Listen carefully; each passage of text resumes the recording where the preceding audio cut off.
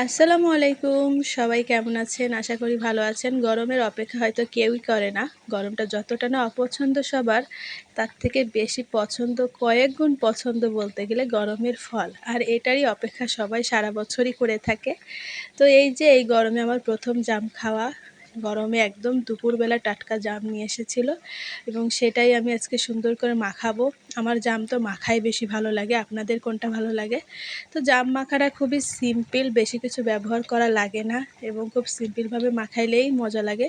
তো এখানে আমি একটা মাত্র ঝাল নিয়েছি এবং সাথে দিয়ে দিব একটু বিট লবণ। বিট লবণটা আমি বাসায় তৈরি করেছি, আপনারাও চাইলে তৈরি করতে পারেন।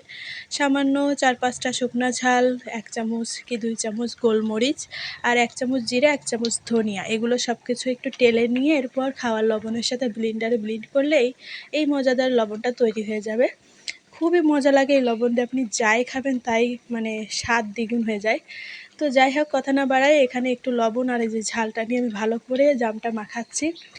এই যে ভালো করে কিন্তু সবকটা জামই আমি মানে ফাটিয়ে দিচ্ছি, না হলে কিন্তু এর ভেতর মশলাটা যাবে না, যে লবণটা। তো ফাটানোর পর একটা মেইন ইনগ্রিডিয়েন্টস দেব, সেটা হচ্ছে লেবু, কাগজি লেবু, যেটা হালকা টক টক মিষ্টি মিষ্টি কোষ্ঠ কোষ্ঠ জামের যে ফ্লেভার তাকে আরও বাড়িয়ে দিবে। এবং একটু লেবুর পাতা দিয়ে দেব, লেবুর পাতাটা জাস্ট সেন্টের জন্য।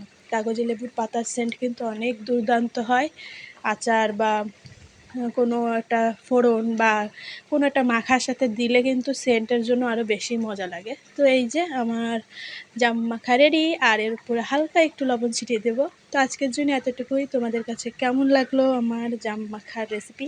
তো ভালো লাগলে অবশ্যই লাইক কমেন্ট শেয়ার করবেন। আল্লাহ হাফেজ।